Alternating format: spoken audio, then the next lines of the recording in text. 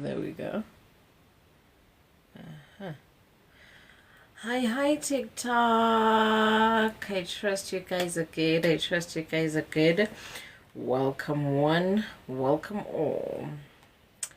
Yes, we are back again to our weekly You Got This Dearest Mommy sessions.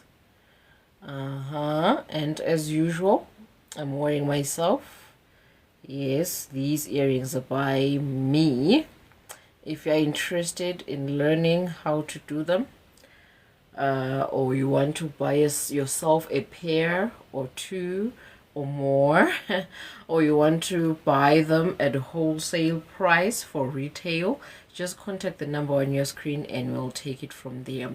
Let me share this live to my various platforms and then I'll come back to explain the meaning behind these specific earrings. So let me start with my story.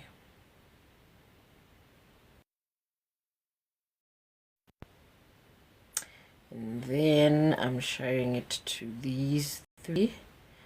Hi everybody. And I'm sharing WhatsApp status.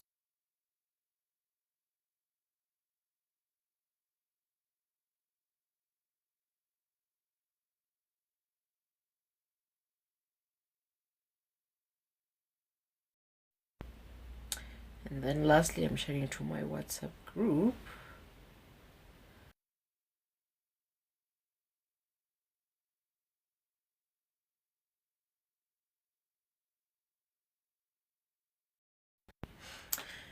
So yes, guys, welcome one, welcome all. We are back again to our You Got This Dearest Mommy sessions. And as usual, I'm marrying myself. I'm back to describe or explain the meaning behind the earrings. So these earrings, this is the coin, this is a book, this is the map of Eswatini. So back in the day, in ancient times, I know that if you were here in my previous session, you may feel bored right now, but then I'm paying tribute to this wise king. Okay, so in the ancient of times, we had a king in the kingdom of Eswatini who had a vision that white people will come forth into our country and offer us money and a book. He said that we should choose the book because if we choose the money, we will die a natural death. Okay, however, people are interpreting it, they're misinterpreting it. They feel like this guy was saying that let's not take money, instead we should take religion or the Bible, right?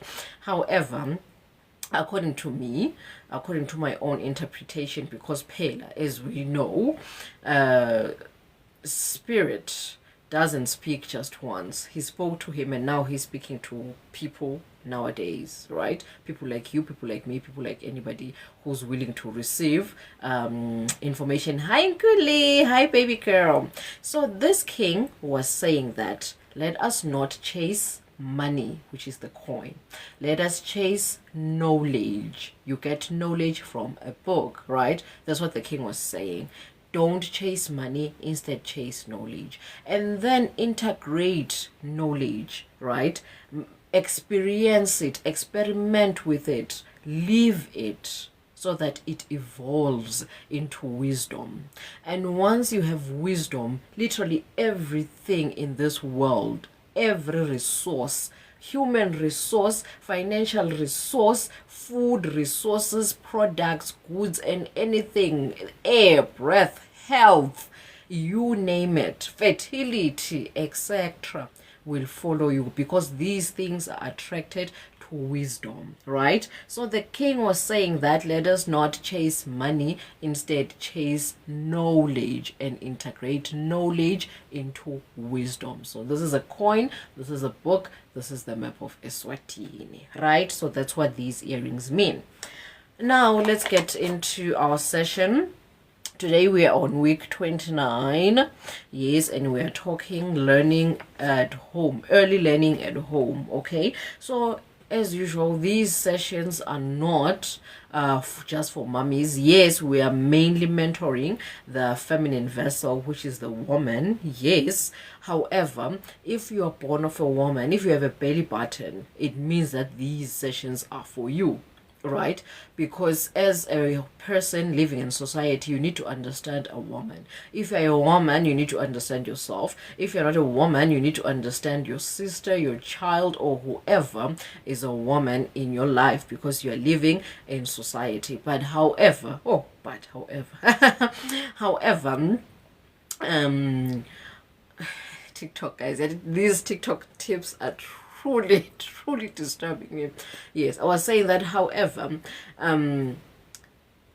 as once you mentor a woman, you have mentored the whole of society. Once you support, hold, and cater for a woman, you have held, supported, and catered for the whole of society. There is a saying, there is a quote, I forever say this. There is a quote I saw that says that half of the population is woman, and the other half is their children. So basically the world is populated by women and their children, right? So it's true. It's true. So you mentor a woman, you've mentored the whole society. You've supported generations and generations. You've supported humanity as a whole, right? So these sessions are about that. They're about supporting the feminine vessel. They're about supporting women and making men understand women. And these sessions, they go or they run on an engine fueled or propelled by a book and a diary. This book and diary, they go hand in hand. We read from them at the end of the session. The diary is just a prompt. It summarizes the session and then prompts you to write your feelings, right? Whether feelings about the session or feelings about yourself in general, right? How do you feel at the moment? How did the session make you feel? Like, how did you feel throughout the week, right? So it prompts you to write down your feelings, because once you name whatever you're going through, it loses control over you. If you haven't named it, it's just an entity, an all so powerful entity that is just haphazard all over the place. You can't pinpoint it, you can't interact with it. However, once you start naming it, you have contained it into a container. Now it's an entity you can see and interact with, which means that it has lost control over you. It's now an entity, it's now an equal, like some sort of a colleague, right? So that's the whole point of journaling. It helps you name down by putting your emotions into paper, right? However, I know that as a mom, as a parent, or whoever you are, you barely have time to even think of how you're feeling or even scan your body as to how you're feeling. So at the end of this journal, I left a whole list of emotions and feelings, right? So you can just copy and paste, and then you'll come back to it whenever you're feeling. Hi, team. Thank you, Majesty. Welcome. So, what was I saying before I was hyped by tea? Oh yes, I was saying that so you can come back whenever you are now ready to unpack the emotions, right? So yes, it's just a book and a diary. They go hand in hand. So that's it about the diary. And then the book is just a mentorship book, right? It helps you name your feelings, pinpoint your traumas, understand them, and address them. It's literally it's a mentor in a book form, right? And as I was editing the book actually helped me unpack my childhood traumas. I also unpacked the traumas I incurred in my adult life as I was moving along. That's how powerful this book is, and I'm the author, imagine. But then it helped me grow, it helped me develop, it made me understand myself further. It takes you from birth until death, right? And it just handholds you throughout these steps and lets you know what you're going through, what you may be going through, what you went through, and how to deal with it, right? So it's just a book on that. It goes hand in hand with the diary. You can get both or you can get one of each, but I urge you to get the book because wow, right? However, let's get to today's session, right? We're on week 29 today and we're talking early learning at home, right? So what is early learning? Early learning is knowledge, skills, attitudes children develop in everyday family settings, right? So learning isn't really the school setting, sitting down and cramming all of these Gregorian and Western books, right? Learning is just the skills that they acquire. Learning is just the knowledge they acquire. Learning is the attitudes they adopt as they move along, right? Children don't necessarily need school to learn. Learning happens at home, in the everyday, in the monotonous tasks that you guys go through day to day, right? So learning was embedded in family life, right? Stories by the fire, chores, songs, rituals, right?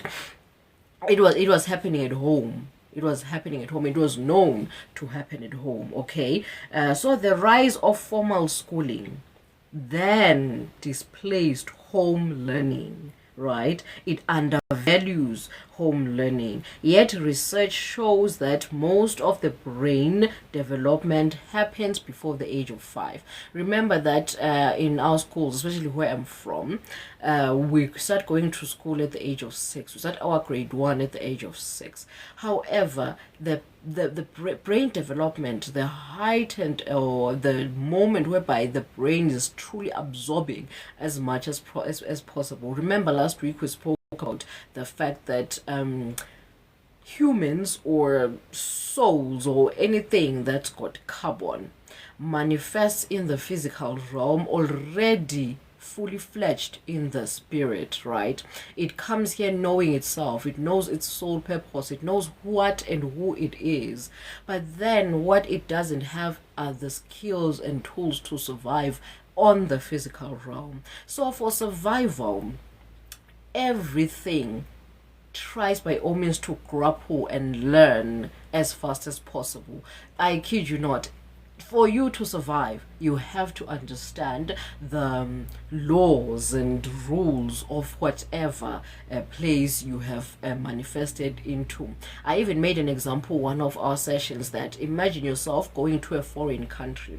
For you to survive adequately without feeling left out or without being so socially without being socially shunned, you have to learn the culture, you have to learn the language, you have to learn the day-to-day experiences. You have to learn how this society lives so that you can be assimilated, you can survive, right? Same thing with children. The first few years of manifestation in the physical, they're trying by all means to understand that okay, for me to fit in, for me to survive, what can I do, what can I learn, what are things that I should, right? So they're assimilating like a sponge before the age of 5. So that's when the true learning actually happens. At school, they're just going to just absorb Western culture, right? I'm not saying that school is useless. I'm visited by B. I'm not saying that school is useless. No, school is another form of being all incorporated into the physical realm, being incorporated into society. However, the main thing is at home before the age of 3, so that even if they are going to school now, they are emotionally resilient, they're now ready to tackle the school system, right? So that's how it works. So it's just at home. It happens at home, man, guys. So why does it matter? Why does early learning at home matter, right? So number 1, it's a foundation for school readiness. Just as I said, the skills they learn while they're still absorbing everything like a sponge are the skills and tools they're going to use once they go to this formal education, once they go to school, right? So whatever they're going, however and whatever, no, let me just say, however they are going to perform at school and whatever they are going to perform at school will be in line with what they learned at home, right? So yes, it's a foundation for school readiness. And then why it matters is for stronger language, problem solving, and social skills, right? So if language is incorporated while they're still growing up, while their brain is still fragile, while they're still absorbing like a sponge, they won't have a problem communicating at school. They'll have a head start because they are now vocal, right? And problem solving, it helps in stronger problem solving. Once you practice this thing at home, once your caregiver or whoever it is that you are with, the adult or the person hand holding you through the physical realm, is invested in you enough, by the time you go to school, problem solving will be easy peasy lemon squeezy, because it's something you're already practicing at home, right? And also social skills, because already you were interacting with your caregiver, everything was just going as smooth as that. By the time you get to school, you won't be socially awkward, because it's something you were practicing at home. So these things, they help you practice at home. So hi, Kushesha Smith. Hi, Lindani. Welcome one, welcome all. It's nice to have you guys here.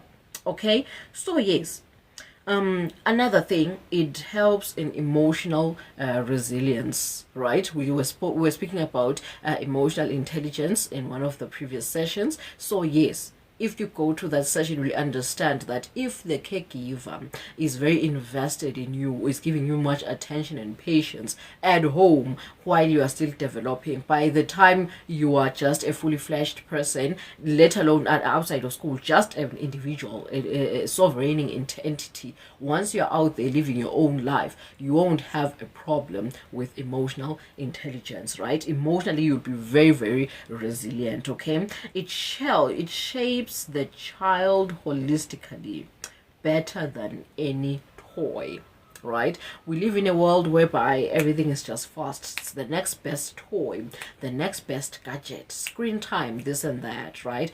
However, interaction and human learning, caregiver child kind of interaction pushes beyond that, right? Toys and screens, yes, they're good. Yes, they give a child a specific kind of learning and head start. However, this one then breaks the limit. It pushes the boundaries outside of non-living interaction. You then bring forth your aura. You are bringing forth emotions. You are bringing forth life, right? You are alive as the caregiver. A screen, it's good. It's a very good guardian. It's a very good caretaker, but it's not alive. A toy, it's a very good tool. It's a very good thing to grow a child's skills holistically, but it's not alive, right? So you're bringing aura. These things don't have aura. You're bringing life. These things don't have life, right? So yes, it shapes the child holistically, right? Better than any toy. So that's why it matters. So now let's go to the core components, right? Number one, language and communication, right?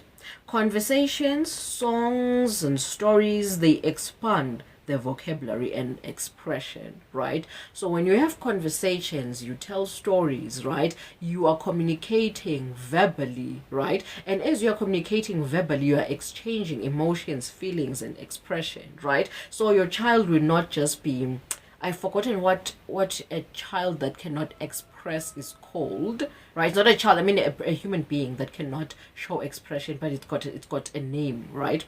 I'm putting it in quotes because we love naming everything. Remember why? So that it doesn't gain control over us, so that we can contain it, so that it can be an entity we can interact with. Once something is not named, it's too vague and too wide and uninteractable with, and it can give us anxiety, right? So that's why we name things. So I'm quoting it because sometimes naming may put you in a box. So you may be called a robot just because you can't express emotions, and it's not positive, right? So that's why I'm putting it in quotes, that just break the box. Yes, you are named by society, but break the box. If it makes you uncomfortable, name it your own way. Hi, coach. Welcome. Hi, her. Right. So when you communicate, you are obviously relaying feelings. You're obviously interchanging aura. You're obviously showing expression. And now the child will know that whenever I'm sad, this is how I can express it. This is how I should feel, right? So it's basically raising emotional intelligence while also expanding vocabulary and expression. See, jack of all trades and master of all in one. right? And another component is social and emotional growth. Okay, it teaches sharing, cooperation, naming feelings, right? So in short, it just raises the emotional intelligence, the emotional quotient, right? So learning at home teaches you how to share, right? Share with your siblings, share with your friends, right? It teaches you how to cooperate, play together, solve this and that, right? It teaches you how to name feelings. Okay, I understand you're feeling frustrated, or I understand you're feeling sad, or it's okay to be angry, or it's okay to feel like this. Try to express it like this. Let's try to breathe. Okay, I will not go deep in this because we spoke it in one of the previous sessions. Just go and check it out. Okay, but then it teaches the child those kind of skills they can never, my page is already low, my laptop is full of drum, skills that the child can never gain if they were not consciously taught at home. Okay, let's turn the battery on. Good. Yes. Okay, I was charging my laptop.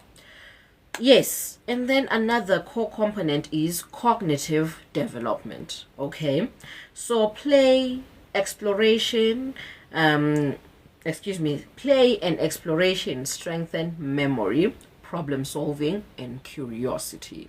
Right, that is cognitive development. When they are playing and exploring and experimenting at home, mostly that is done at home. Schools really do that, and those schools that do that are just sparing it less than 5% of the whole time they're at school. So these things, the majority of time, take place at home while the child is still developing before they go to school. So at school they really play, they really explore. They are mostly told, follow rules, stick to these rules, don't do this, don't do that, raise your hand when you want to do something, do this when, right? So they are restricted, yet at home they're still allowed to run wild, right? So at home they can play, they can explore, they can experience, they can experiment, right? And this strengthens memory, it strengthens problem solving. As they're experimenting and experiencing, they meet problems, they come across stumbling blocks, and they conquer through, right? And that motivates them to say, oh, I just solved this on my own. Therefore it strengthens problem solving skills, right? And it raises curiosity. Once a child, they see that, oh, I'm allowed to play, they then explore, and as they explore, their curiosity heightens, right? So yes, cognitive development truly develops at home, right? So let's be very conscious of that. And then there's physical growth, right? I spoke about aura. So if the home or the caregiver has an aura of peace and love and light and harmony, right, it then pushes the child to be independent, right? So healthy independence eliminates stuntedness. If your child is not independent, I speak about independence in one of my previous sessions, also check it out. Okay, so if a child is independent in a healthy manner, not independence by force because they were neglected. No, if a child is independent healthily, they then grow faster. There is a whole of chemistry and biology behind that. I think we'll tackle it maybe next year, I don't know. But then the minerals are then absorbed faster and effectively by the gut, because the gut is relaxed, right? The nervous system is relaxed, and it tells the gut that you are safe, gut, absorb every nutrient there is, right? Sometimes nutrient malabsorption isn't because there is something wrong biologically with the person. It just means that the aura around is not conducive enough for the child to relax. And once the child is tense, the whole system will be tense, right? Once the nervous system is tense, obviously the whole system will be tense. And once the gut is tense, it will not do its job. It won't absorb nutrients. So when these nutrients are not absorbed, the child will be stunted growth. So physical growth is also a core component of early learning at home, right? And another component is motor skills, right? So they develop fine motor abilities and gross motor abilities, right? So fine motor abilities are these tiny acts that children can do, like moving your fingers, grabbing a spoon, buttoning a shirt, tying your shoelaces, right? Those fine things they do using their hands and eyes, that kind of coordination, the hand-eye coordination, being able to use your fine limbs, let me call it like that. Okay, so they develop their fine motor skills adequately, your drawing, spoon use, right? So yes, and also gross motor skills, which are now the larger movements, right? Like throwing a ball, jumping, running, twisting and turning, right? So yes, yes, climbing and all of those things. So they develop all of these things at home, because remember, this we spoke about this in one of the first test sessions before week 10. Those first 5 sessions, we spoke about these things, that a child's developmental milestones are like this, and these milestones I've just mentioned, they are within the age, between the age of 0 to 1 year, right? So they are within the 1 year range. Okay, so which means that the child is still at home. If TikTok, gosh, please, if they don't develop these skills at home, by the time they get to school, they'll be already lagging behind. A child is already developing how to walk. Nurture that while still starting to develop. Don't wait for the child to master the skill before you can say, I can nurture the skill now. No, nurture the skill while it's still developing. Oh, they're beginning to walk. Let me try and provide obstacles. Let me try and provide this ladder things, these stone climbing, toddler stone climbing things, ball pits, whatever you have within your means to provide for the child to develop faster, right? So yes, develop their motor skills. So the fine motor skills, they help in the future through academic and daily tasks, right? Academically, when it's writing time, your child will be able to grip a pencil, they'll be able to understand, to read and scan with their eyes, right? So academic wise, it's a plus. And their daily tasks like eating, tying their shoelaces, bathing will be an easy peasy lemon squeezy, because they were supported at the root. Okay, and then the gross motor skills, like your jumping, your running, and your throwing and interaction, right? It boosts their health, their confidence, and their exploration. They will want to explore further, because they can see that their bodies can move like this. My body can do this. What else can my body do, right? It also boosts their confidence that, oh, I can do this. Oh, I'm able to do that. Oh, I have mastered the skill, because it was, what's the word? It was nurtured while it was still growing. Now that I'm an adult, or now that I'm at school, I know more about my body. I know more about this sport, or I know more about this activity, because I've been doing it for the longest time. So it boosts their confidence, and also it boosts their health, because if a child can jump and run and do all of these things, it's moving their muscles, they're moving their bodies, they're burning fat, right? So it helps. Sorry Facebook, today the laptop is on my lap, so when I'm doing gestures, you guys move. So sorry. So another core component is where am I? Yes, creativity and imagination. Okay, so pretend play, art and craft, music, these encourage flexible thinking, right? So do these at home. piece of papers here and there. You're drawing, you're nurturing their skill. Maybe they love painting, maybe they love creating earrings, maybe they love drawing. Nurture that. Don't say, hi boy, number, right?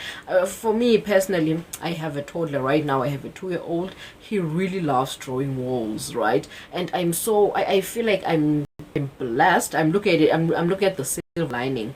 I feel like I'm blessed that I haven't painted my house yet, because if I had already painted right now, it would be a downfall, right? But then I'm telling myself that, you know what, it will move once I paint the house. Okay, so he loves drawing. At first I was like, hey. And then something told me that, hey, you are killing this child's confidence, right? So I was like, okay, you know what, let me just not, right? Let me just let him draw the wall and all that, because I don't know what is being nurtured currently, right? So I just let him do his thing. I'm not saying that do that exactly. I'm just saying that sometimes we are too quick to reprimand, yet we don't know really what is being developed in the child, right? So again, another disclaimer I want to make, okay? I'm not speaking from theory. There is somebody who just said, yeah, easier said than done. Theory, right? I'm not speaking from theory. All of these things I'm speaking, please don't tell me that's hail.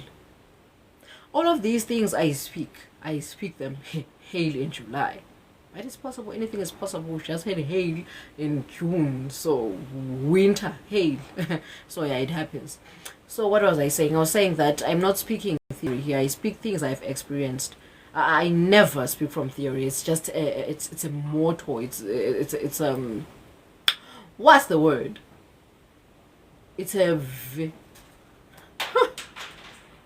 yeah, but you know what I'm trying to say.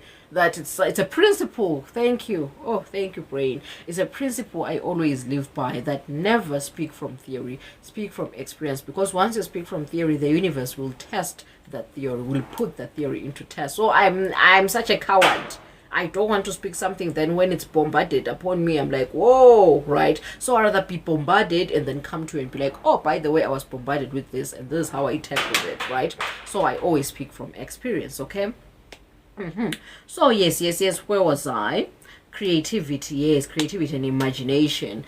We live in a world whereby everything is just frustrating. You're like, oh no, I have to clean that up. Oh, now I have to do this. Oh, it's gonna be a mess. Oh, right? So we truly can't parent from love. We mostly parent out of frustration. And once a child is trying to explore especially art and craft is very messy. When they're trying to explore those fears, we're extremely overwhelmed now and frustrated. So I truly understand this part is the most hardest part. However, if you are conscious enough and you try by all means to, I know it's hard, I know, been there, done that. But when you try by all means to tap into your nurturing side, you then find that it's easier for you to just let them be, and then tell yourself that, I will clean up, or a mess is part of raising children. I know this part easier said than done. This part literally easier said than done. Been there, done that. I am still there. Sometimes I catch myself doing it. I'm like, oh, I'm now impeding their growth, right? I'm stunting their growth. I'm stunting their art and craft. I'm stunting their creativity and imagination. And then I hold myself. I find ways to cope with the disaster, right? It's just it's a learning curve, step by step. You can never grasp it at once, okay? So don't force yourself. And the last one, according to me, as I've said, everything I speak here is according to me. You may disagree with it, you may agree with it. If you agree with it, fine and well, but don't then take it at face value and be like, that's what Beacon has said, I'll implement it word for word. No, don't do that. If you agree with me, go further into knowing yourself. Okay, this is what Beacon said, however, how does this speak to me? How can I evolve this further? I am giving you a template, not rules and regulations cast in stone. No, I'm giving you a template to edit, a template to even reconstruct or start over, right? It's not rules and regulation cast in stone. So this is the last point according to me. You can add your own, you can subtract some, up to you, okay? The last one is spiritual development, okay? So spiritual development is the ability of a human being, to understand their emotional, mental, physical, psychosocial, social, and holistic self, right? And put it into practice, right? That's what spirituality is. Spirituality is understanding all of your life spheres and making that work for your good. Okay, so yes, it also helps in spiritual development, because now the child understands their emotional growth, they understand their physical development, they understand their psychosocial, their mental. They know how to put these things together to bring forth something that will aid them live a holistic life, right? So now let's go to how to incorporate this, how to incorporate early learning at home. Okay, number one, make play the center of learning. Oh, easier said than done. Easier said than done. We are so busy. I always say this, that we live in a world where it's productivity, productivity, productivity. So when you are busy trying to cultivate play, when will you be productive? You are asked, what do you bring to the table? When will you bring something to the table then? Or just accept the fact that you'll be called a parasite, you'll be called useless for the rest of your life, right? So we live in such and we call it a fucked up world.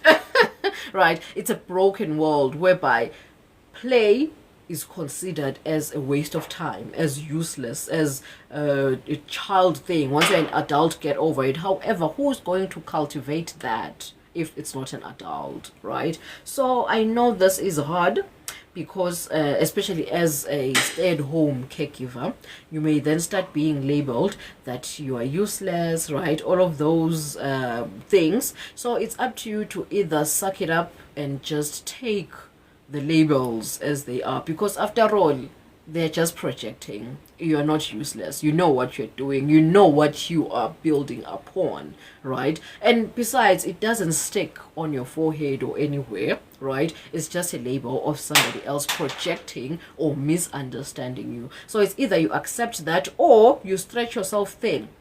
Work while trying to play. Work and play.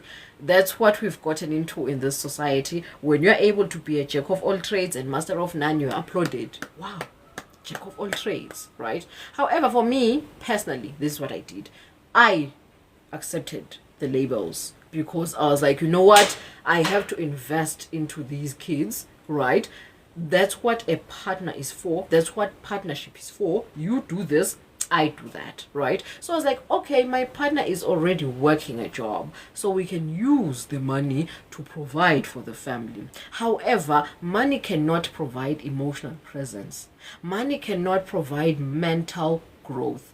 Money cannot provide spiritual mentorship.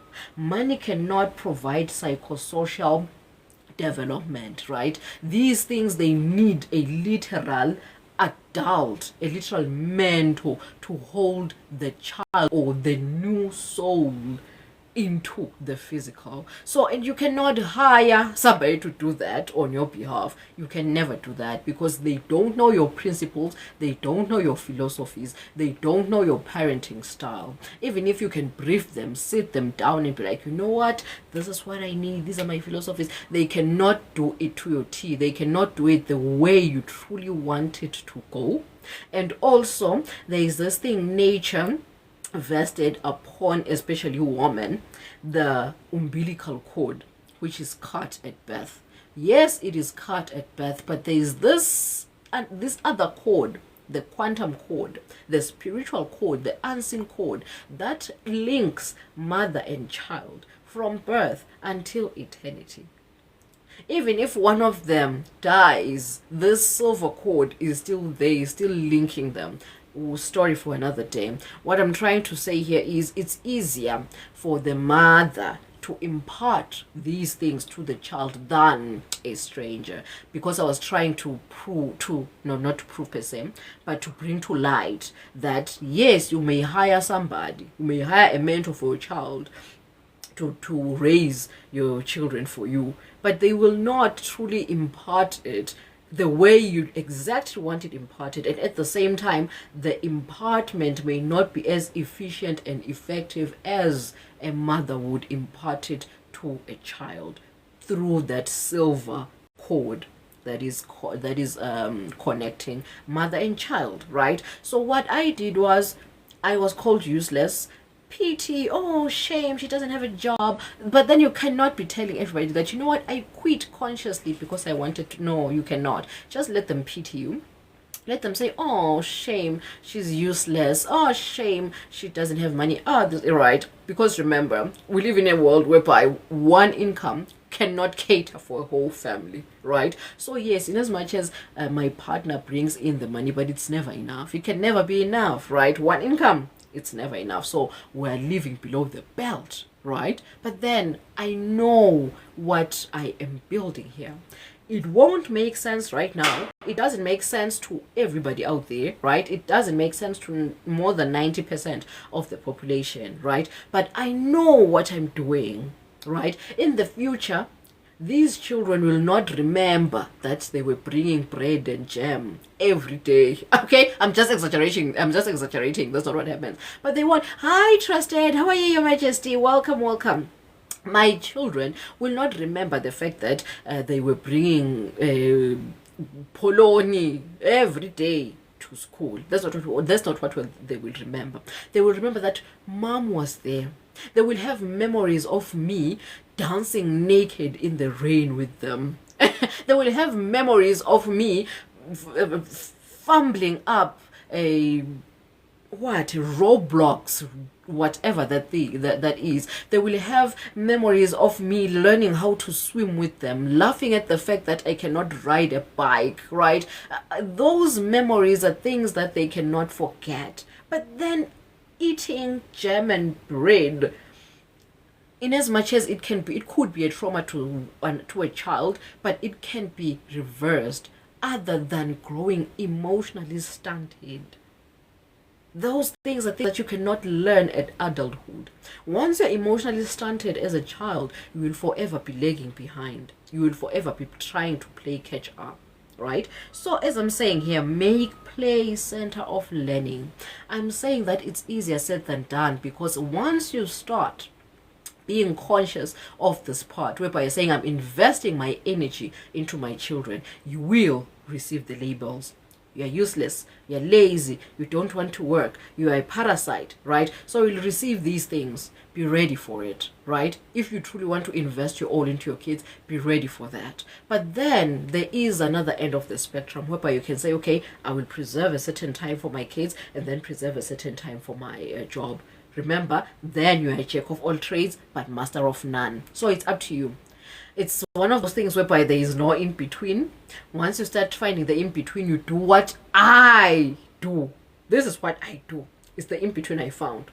What I do is I make earrings, I make handbags, I make craft, I make art, I mentor people with my kids by my side. Whenever I'm making an earring, hi Tops, welcome Your Majesty. Whenever I'm making my earrings, I bring them forth. Come, you want to make earrings? Okay, come. I assign them a job, and then I sell those earrings. See, I'm making money while spending time with them. That's what I did. However, it's frustrating, I don't want to lie, because sometimes they want to hoard the pair of scissors. I don't even know how many pair of scissors I have bought. Because I buy this pair of scissors, they've hoarded it. Now they've taken it. I'm like, okay, let me go have my own and buy my own. We work together. Now it's lost. The pair of scissors they were using is now lost. They're hoarding mine again. I go to buy another pair of scissors. They've hoarded this one pair. Now they're using this one. It's lost. Now I'm going back to buy. So I don't know how many pair of scissors I have bought. So excuse me, it's frustrating in that manner, right? Another way, now they have messed up the fabric. Now I have to use a brand new fabric, yet I had planned, right? It is frustrating, but I always then remind myself that, you know what? There is the bigger vision behind all of this. Remember the vision. Remember the vision, right? So yes, make play the center of learning. Easier said than done. That's the point I'm trying to emphasize, right? So have a place. Now I'm expanding on the first point, which is make play center of learning. Have a place where there are blocks, puzzles, tins. Guys, it's easy to make toys. Just get a tin, a fish tin, right? put stones inside and then cover it again for it to be safe. Cover it again with glue and then maybe wrap it around with gift wrap, right? And when they shake it, they'll be very fascinated. Kids are fascinated by the most silliest of things. They are really the easiest entities to entertain, right? So those kind of things. Another thing, you can take old socks, right? Put them together, old and broken socks, put them together and forming them into a ball. You can throw it around. So toys don't really need to be expensive. You don't always have to buy things. You can just create things from scrap. Easy peasy. So you cannot say, I don't have money, that's why my child doesn't have toys. It's not an excuse. These things are DIY kind of thing, right? So have a room or a place or a corner filled with that, right? So where you just spend time with your kids playing and doing all that, so that these motor skills are incorporated, right? And then the second how to is talk and read daily. Remember what I said. Thank you, Tops M, for sharing. Thank you, baby girl. Remember what I said. I said that it is extremely hard for parents to parent in this day and age, right? So when you're saying read daily, oh my, half of the week I am out, meetings, I'm sleeping in hotels, or I have flown to other countries. Hell, I don't even live with them. And wherever I am, the time, what is it called? Yeah, the time lag, right? It's 6 a.m. where I am, yet it's 10 p.m. or 11 p.m. where they are. So it's impossible to have bedtime stories, right? So the daytime where we, right? So we live in a world whereby everyone is busy. Nobody has time for the kids, right? So I know that what I'm saying requires extreme amount of sacrifice. Been there, done that, still here doing that.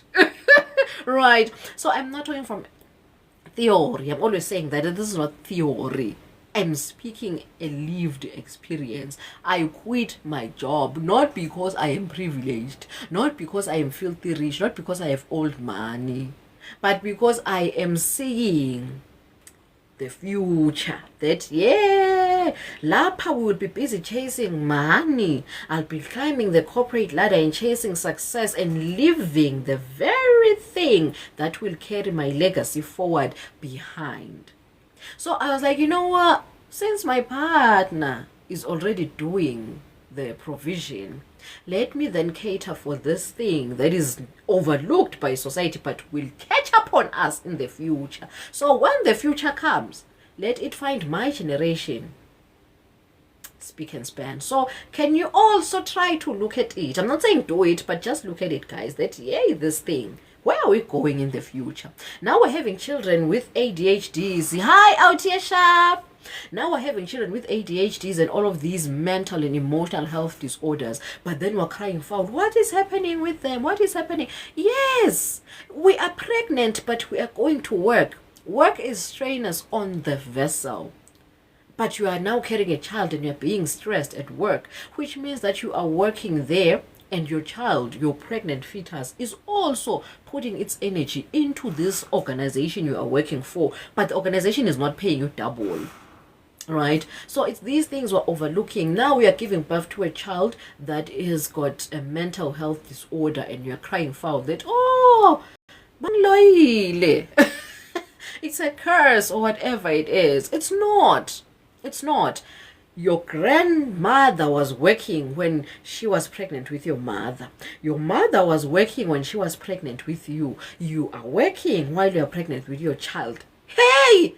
It's generational catch-up, Sana. It's been a lot of years coming. It has accumulated where it's overdue. It's now manifesting, vele. Sekufanele. Generations and generations and generations, still you are having a toxic fetus raising.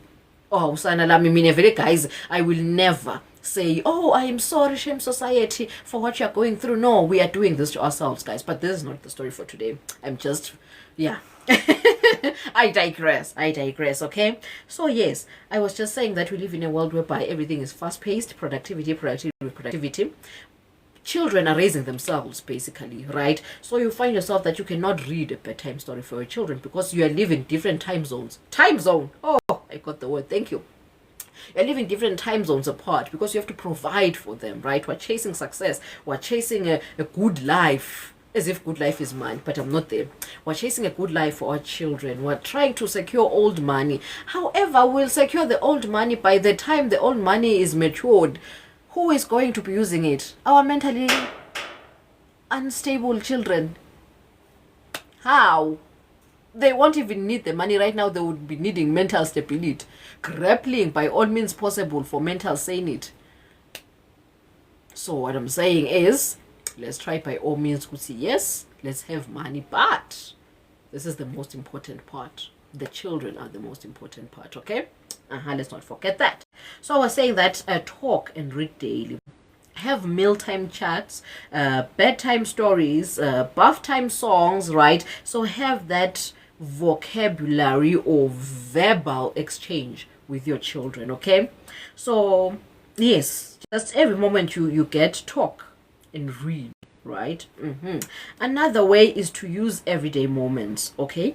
Count fruits, right? Let's say maybe you're from grocery shopping and you're maybe what is it called, unpacking the grocery. Maybe you're putting the fruits into the fridge. Be like, okay, now let's see how many apples did we buy.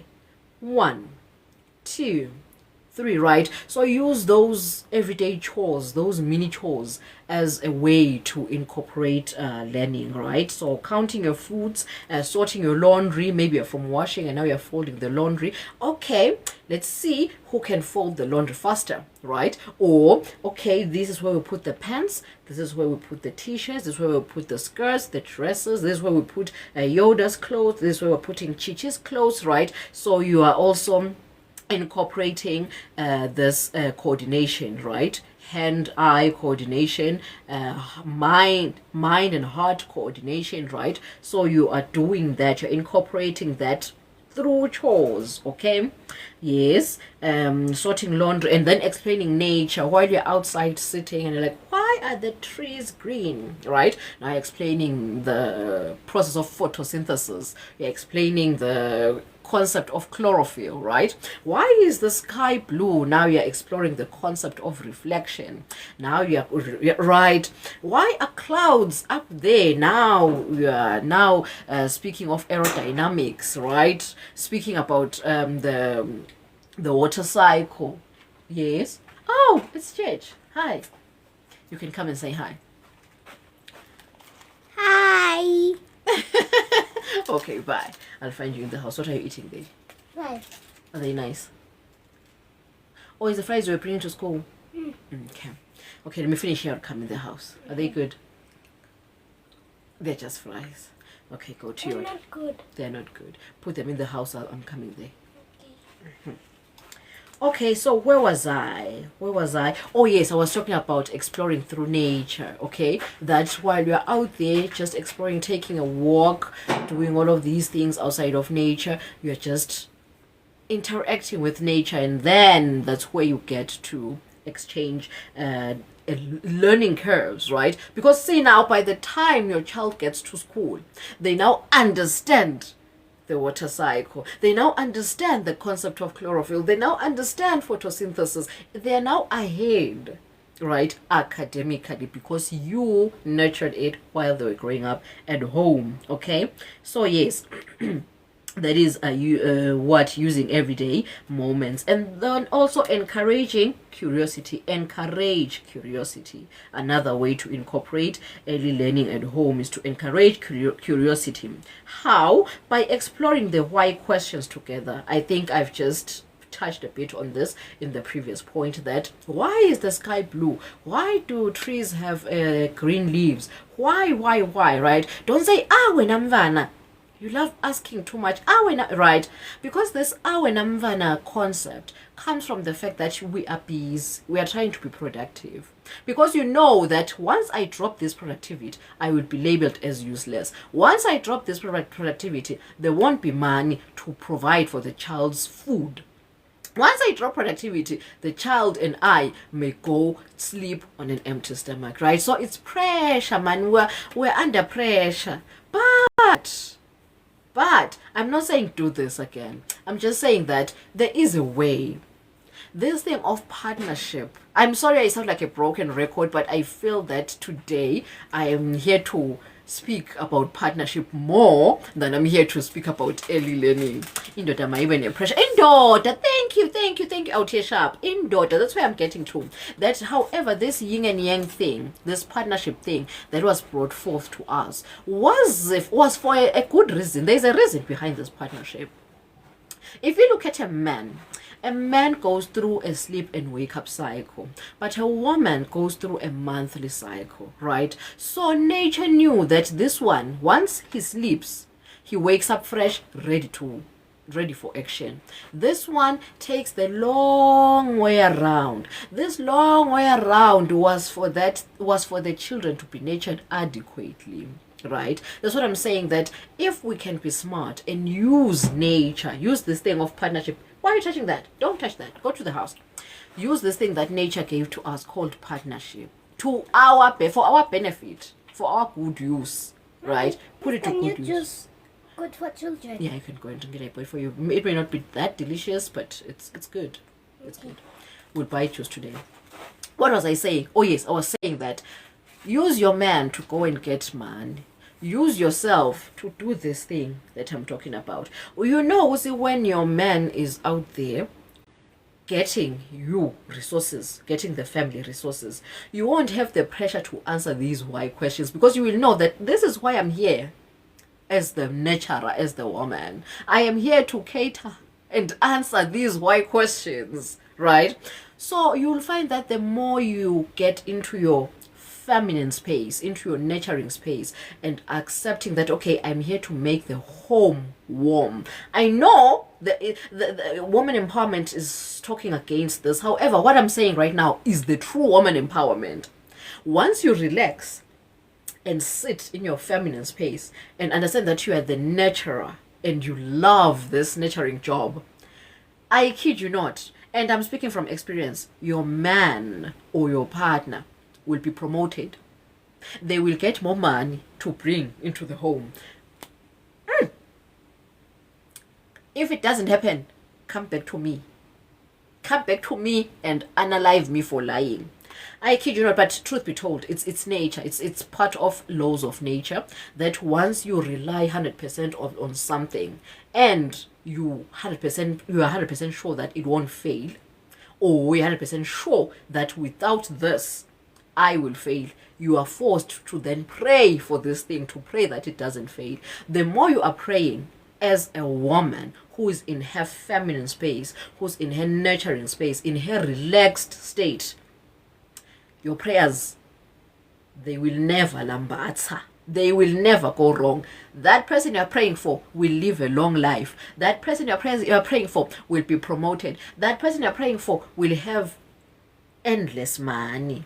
Because now you are doing what nature sent you to do, which is nurturing. Once you do your job, nature will provide. I'm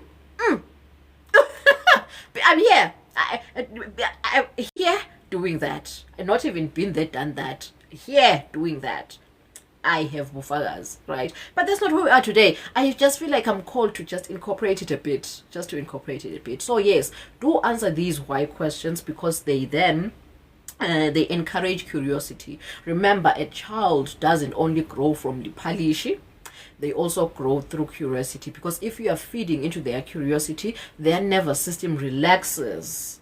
You see, oh, this person has got me. This person has got all the answers in the world. So their nervous system then relaxes, and once their nervous system relaxes, they can then absorb these nutrients effectively. And when the body is absorbing the nutrients effectively, they will grow effectively and efficiently, right? Fresh kangaka. Wow, your children are so cute. They are so fresh. They are so bright. They look so alert. But you're just only having a one household income. Yeah? No. It's not even that, right? It's not that it's not that the man or the working partner and so much. It's because the partner who is incorporating or putting forward these unseen nutrients is doing their job adequately, right? Yes. So another way how to incorporate early learning at home is to support emotional development, right? We spoke about emotional intelligence in our previous session. Go check it out if you want to delve deeper on it. However, this is just helping children name and manage their feelings, right? When a child can name and manage their feelings, they then rest and their nervous system is calm. Calm nervous system, healthy growth, right? Healthy holistic growth.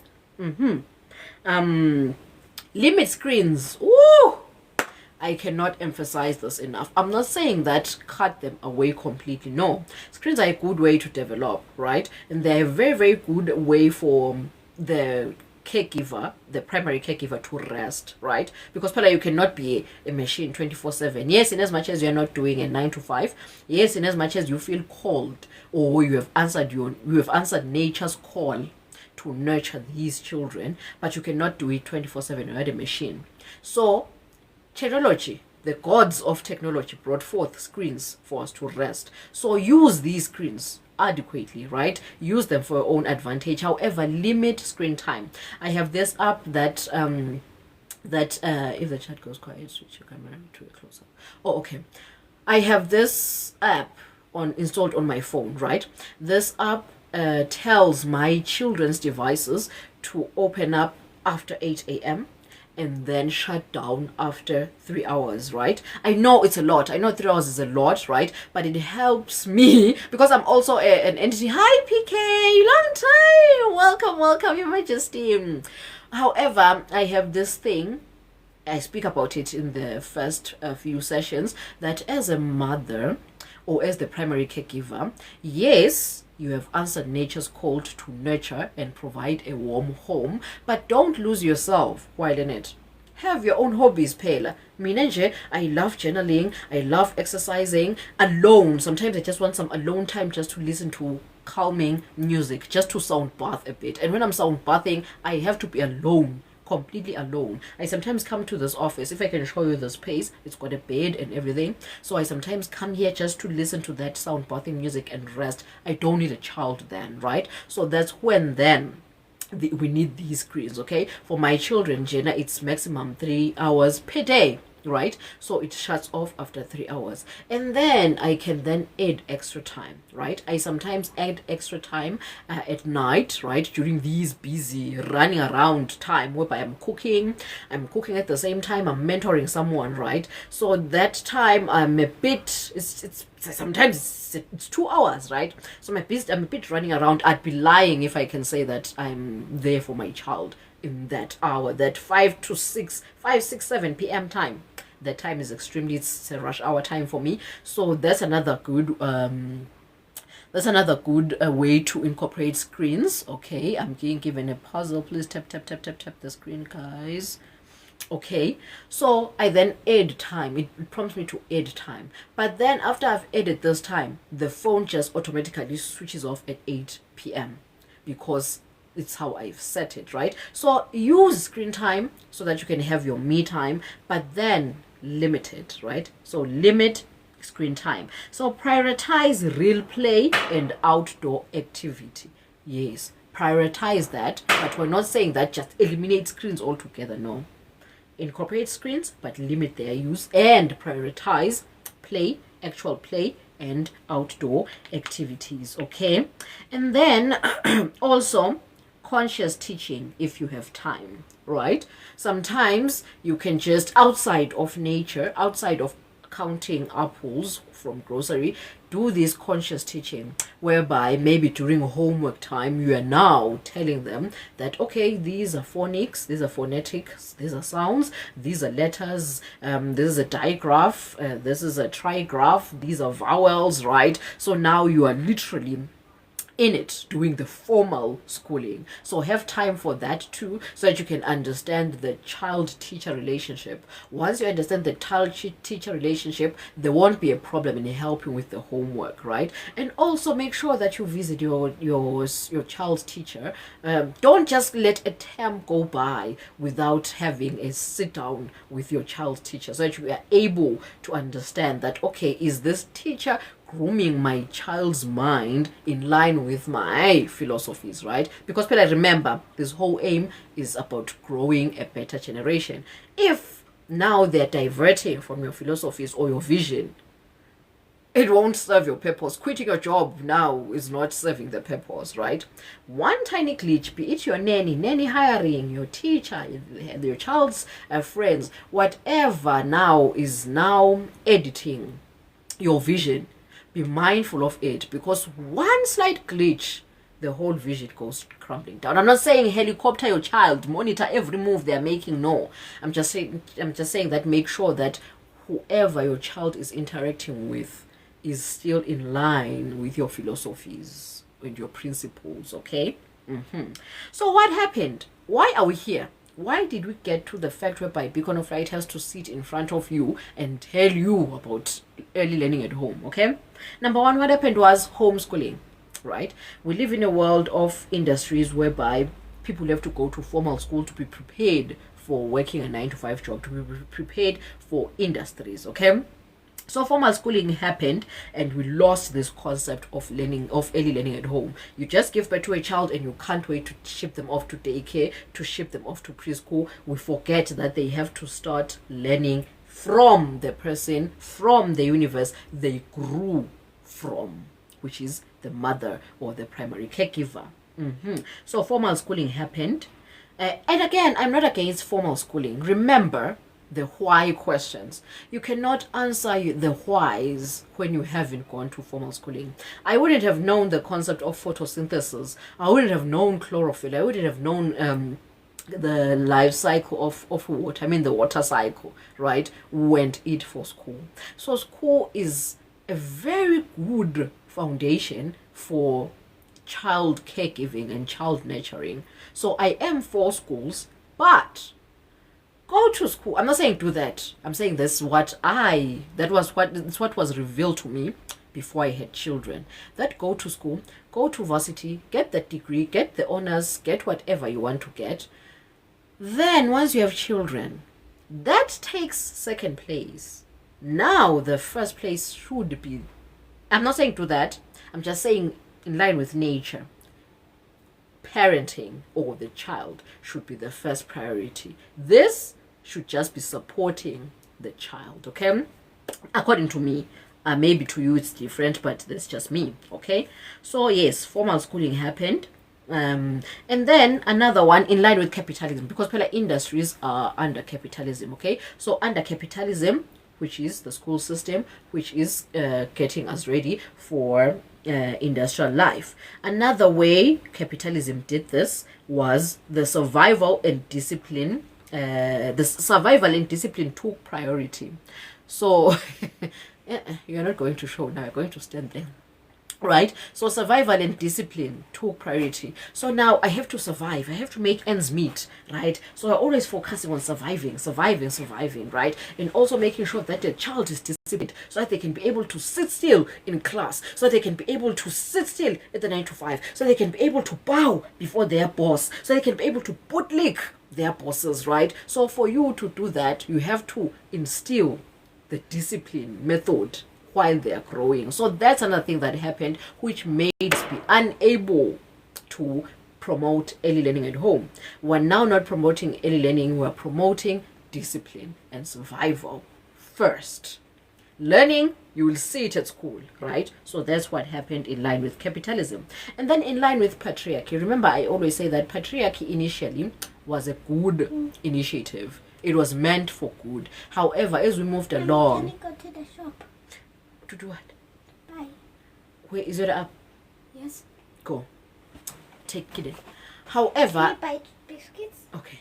However, as we moved along, patriarchy then got bastardized, right? Whereby it felt like now men going to work and woman staying at home meant that we're oppressing women. Now, a woman being a nurturer means that we are just identifying a woman as nothing but a house furniture, right? It just got bastardized and got misinterpreted in the process. However, patriarchy now is wrong because it then labeled home routines and dismissed them as ordinary. You're washing dishes, it's what you're supposed to do. You've given birth. It's nature, most. There's nothing fancy about that. There's nothing we can appreciate from that. You're just a mother. Boo-hoo. I'm so sorry. Now you're going to miss out on your dreams and ambitions, right? So we have made home routines and dismissed them as just another ordinary thing. Yet, it's where children actually learn. Okay, and then another thing in line with patriarchy is that there are no parents at home. I think we've tackled that now we don't have parents at home. We hire nannies, we hire maids. Now we have just people taking 100% care of our home and our children because we're out there getting the money, getting the money, right? So there are no parents at home, so that's also what happened. Now there's no way children can learn early at home. Believe me, as I've said in the beginning, children are being raised wrong. Out here sharp. Take my number, this number right there on the screen. Take that number, add it to WhatsApp. I'll add you to the group today, 7 p.m. South African Standard Time. We're going to be discussing this topic. I think that question is going to be zingitsad at 7 p.m. when we are discussing this topic, okay? So I'm not saying anything, I'm just relaying. Okay, so side notes. Okay, let's go to the case study so that we can see this thing practically. Okay, so our case study today is Lindiwe's son loves helping with cooking. Instead of shooing him away, she invites him to count tomatoes, stir the butter, and taste flavors. These small tasks build math, language, and sensory skills. By turning chores into lessons, Lindiwe transforms her kitchen into a classroom. Right? So exact. This is a case study, something like that. Now let's make an analogy. Noted. Thank you, Altia Sharp. Okay, analogy. So early learning at home is like planting seeds in a garden. Okay, the soil is the everyday life. The water is the love, patience, and attention. And the sunlight is curiosity. Without these things, the seeds struggle. But with them, they flourish into strong, resilient plants. Okay, so you see, this is how early learning at home goes about. And then let's go into the side notes, right? So for you not to fall off the cliff in line with these things, these are questions your children should ask themselves to see if this thing is working. Mr. LJ, how are you, Your Majesty? Right? So the first question is, what did I discover today at home? And what did I discover today at home that I didn't know yesterday, right? This is another guideline your child can use to see if they're progressing with themselves, okay? So you can push them to ask themselves these questions. Hi, how are you? Tell Mr. LJ, right? Another question is, how did I use play or curiosity to learn something new, right? Your child can ask themselves that question. These questions. And then a lesson for parent is, learning doesn't require perfection or expensive tools. It requires presence, patience, and creativity. Parents must see ordinary routines as extraordinary opportunities. Once we start doing that, guys, we are gone. I kid you not, we are gone. Let's stop normalizing things. Oh, you're pregnant. Pela vele, that's nature. Oh, you have a child. Vele, you're supposed to. Oh, you have right. Everything is just What are you doing here? Okay, yes, I was saying that we've normalized everything as it's something very that's supposed to happen. However, for the children, for these new entities that have manifested into the physical, that are still trying to survive, that are still absorbing everything like a sponge. It's not just an ordinary experience, it's extraordinary, because now they're gaining these new skills, these survival skills. To them it's a survival skill, to you it's a you see very dangerous, this thing. So now let's bust some myths, shall we? Okay, you guys. Okay, myth number 1 is, it's saying that learning only happens in school. No, learning doesn't, learning doesn't only happen in school, because the most brain development happens before 5. And before 5, especially where I'm from, Mother Nature, how are you, baby? How are you, my love? I trust you, Your Majesty. Yes, as I was saying, that most brain development happens before 5. And before 5, where I'm from, a child is not yet at school, right? So it means that a child is still developing by the time they are still at home.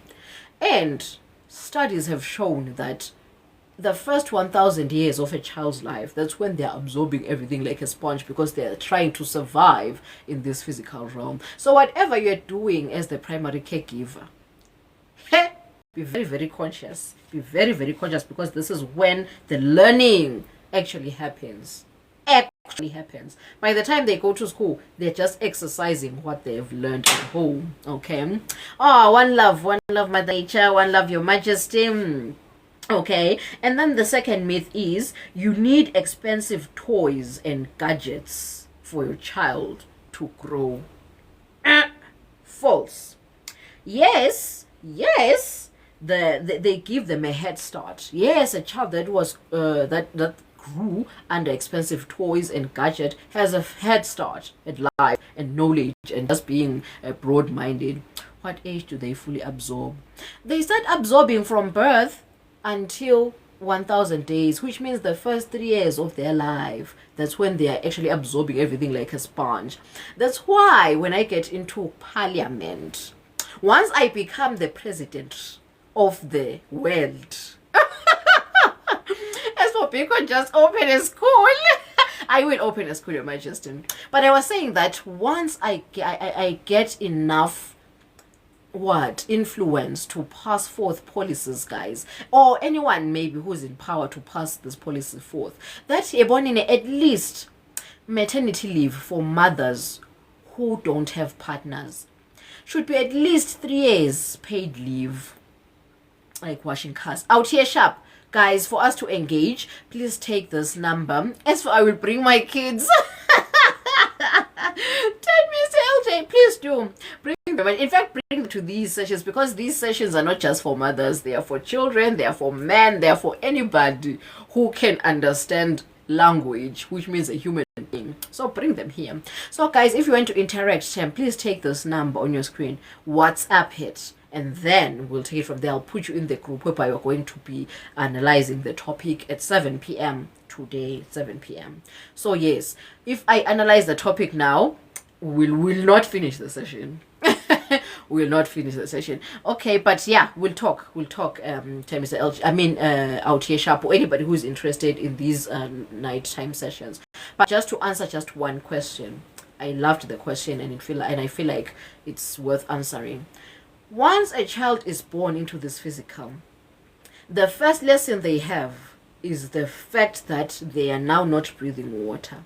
So now they are learning to breathe air, which is less dense water. So in everything, literally everything they are doing by the millisecond is a lesson. Because a lesson isn't just so that you can know things. No, it's not just for knowing, it's to survive.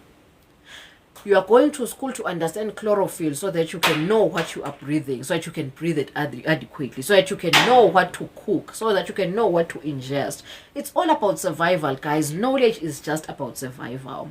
So just from the second they come to the earth, they're already learning how to breathe less dense water, which is air. They're learning to suckle.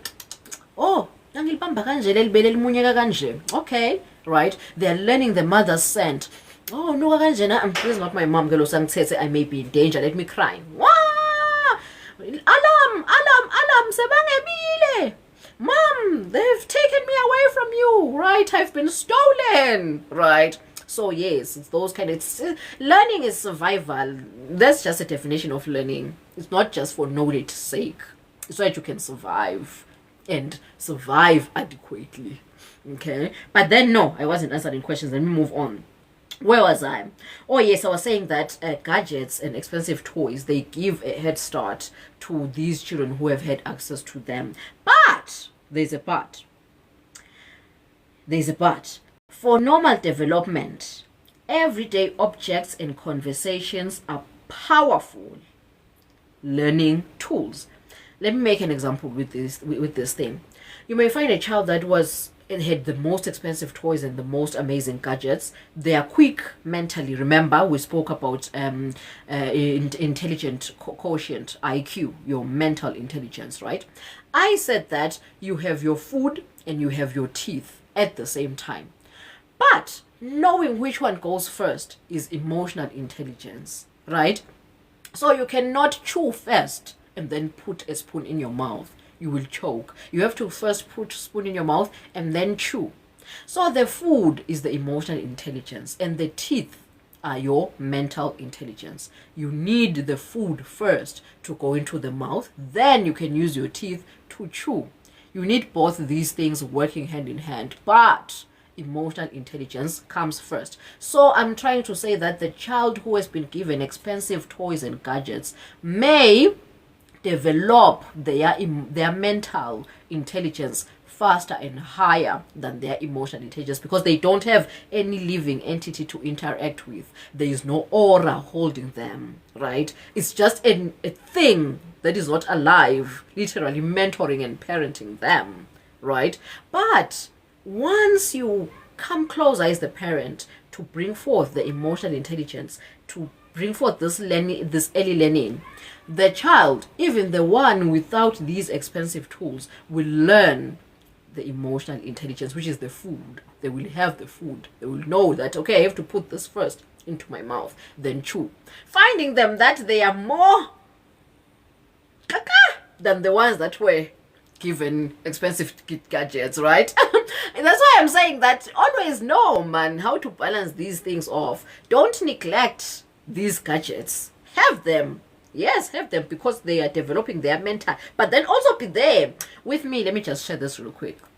Oh, thank you, Mother Nature. Mother Nature, I want you in today's session. Are you free at 7 p.m.? If you are, please take this number. Let's talk about it on WhatsApp. Here, guys, let me just advertise before I go on to the last myth.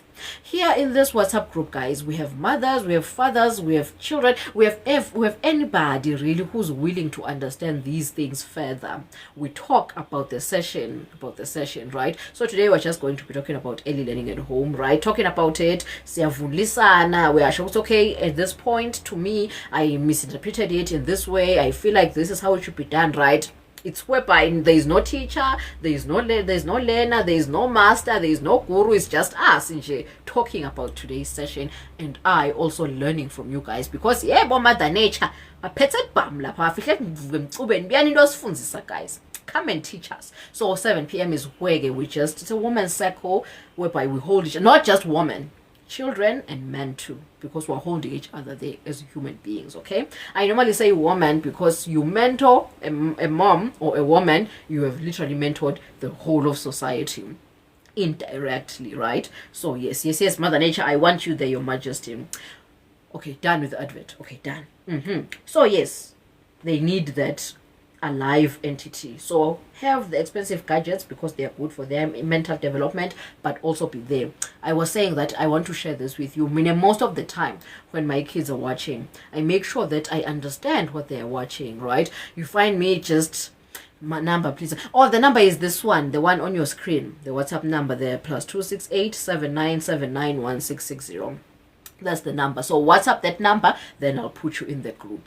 So there's this thing that goes 676767, right? Those things. So I'm trying to understand. As she tells me that, oh, it's just a rhyme scheme, something that is nice to rhyme with, right? And now it has evolved into something that you use to to what's the word they're using, these alpha generation things, but just to give somebody some form of an insult, so they're using it as that now. So you have to be there, like, keep up with the times, so you can say that, okay, if now it's getting into that, get away from it, child, I also stop doing it, right? So you're going to, it's keeping you on the loop, it's keeping you on the lookout. So yes, give them the screens, but also be there to provide the emotional intelligence, and also to make sure that their health and safety, because these things, guys, what is shown there, yeah, right?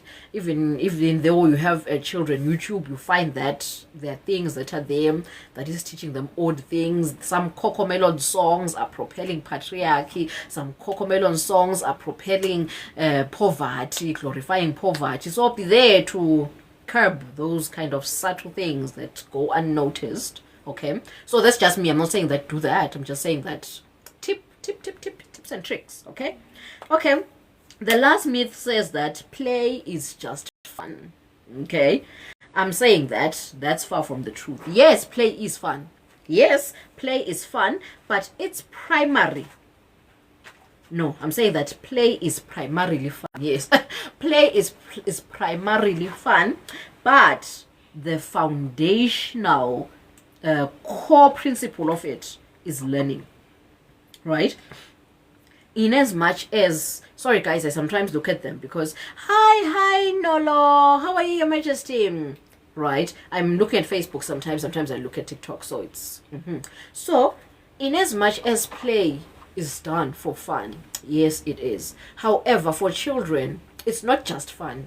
They are now learning, because it's a way of exploring, it's the way of understanding their bodies, their limitations, what they can go through, how they can break the limit, how, right, they're learning boundaries, they're learning what is and what isn't. When I just seeing it as fun, they're just playing, oh shame, they're having fun. It's not just fun. Yes, they're having fun, but they're exploring while at it. So yeah, that's it for today. Chichi, can I have my lip gloss? I want to. Let's summarize the hell. Thank you, baby. Where is my summary? Let's summarize the hell out of this thing so that I can go and do my things too. Okay. Why is that crying now? He wants to sleep. Sleepy. He's been crying since. So let's summarize the hell out of this thing. Okay? Okay, now I need to keep quiet, okay? I'm doing the most important part. Okay. So today we were on week 29 and talking about early learning at home.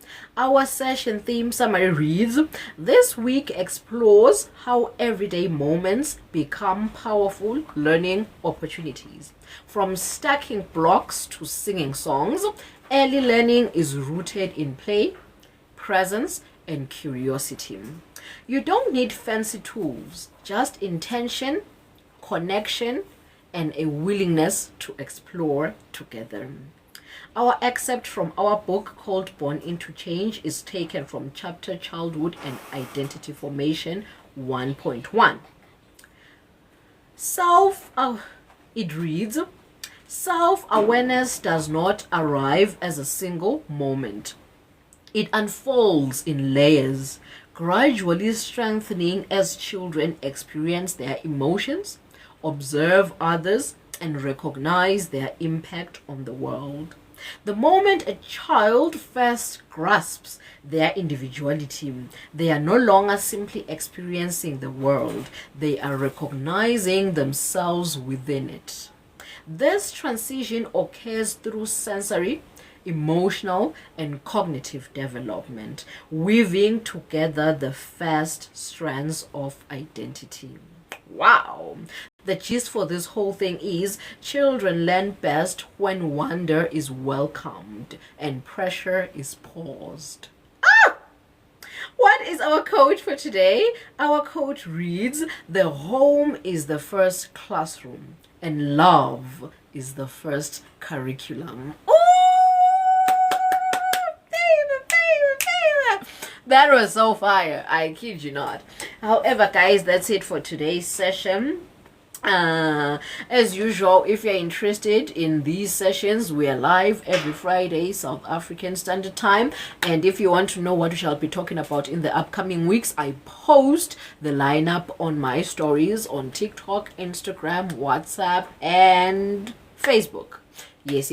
So I'll post the lineup. And also, if you're interested in buying yourself a pair or two or more, just go to my WhatsApp. This is the number on your screen. Just go to that WhatsApp. If you're on Facebook, go to my profile. My number is on my profile. WhatsApp that number. There's a catalog, so just order yourself a pair or two or more. If you want to sell these, you can buy them at wholesale price for retail. I give you guys so that you can make a profit when you are reselling them. And also, if you want to learn how to make them, I offer courses. Just WhatsApp the number on your screen if you're interested. And also, we have Mini Kwan. Hi, baby. And also, I have a book and a diary that goes in line with the session. So the book helps you channel your emotions and just understand yourself throughout the week, and it also summarizes each and every session of the week. So that's the journal, the diary that goes hand in hand with the book. And the book is Born into Change. I post it on my thingies, on my reels. These shots that I have, I posted there. This book helps you learn you about yourself, remember who you are, and also understand the traumas you've incurred while you were growing, whether they are childhood traumas or they're traumas you absorbed as you were growing along. So it helps you understand them, name them, and address them adequately. And you can also focus what will happen in your life, in your child's life, what is happening in your partner's life, right? In fact, this book is just a book of life. It's the literal book of life. So if you're interested in getting the book or the diary, just WhatsApp the number on your screen. Also, I have thousands and thousands of books. Kidding, it's just an exaggeration, but I have more than 10 books written. So if you're interested in just buying my books and just want to read about them, you can WhatsApp the number on your screen. There is a link in the welcome message that takes you to my books. And I think that's it for today. I don't know if I'm missing anything. Also, in the welcome message, there are just numbers where you can get your herbal teas and all of that. So yeah, if you just want to get to know me better, just WhatsApp the number on your screen. Oh, I almost forgot something important. Also, we have a mommy circle thingy. Not just only mummies, for any child, any partner, anybody really who's really interested in wanting to understand life in general. Today we're going to be discussing this topic further, early learning at home. If you're interested, WhatsApp the number on the screen, and the welcome message will have the link to the group. So see you there, 7 p.m. South African Standard Time. Mwah! Be there. Bye guys. Bye TikTok. Thanks for being there.